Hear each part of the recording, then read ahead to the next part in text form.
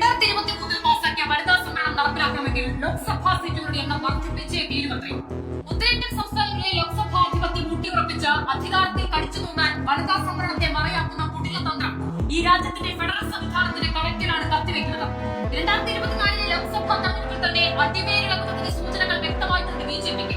2029 തെരഞ്ഞെടുപ്പ് ബാലികേറാ മലയാകുമെന്ന ബോധ്യത്തിലാകണം വരാനിരിക്കുന്ന സെൻസസിന് പോലും കാത്തു നിൽക്കാതെ 2029 തെരഞ്ഞെടുപ്പിന് മുൻപേ ഉത്തരേന്ത്യൻ സംസ്ഥാനങ്ങളിലെ സീറ്റെണ്ണം ഏത് വിധേനയും വർദ്ധിപ്പിച്ച് അധികാരം നിലനിർത്താനുള്ള ശ്രമം.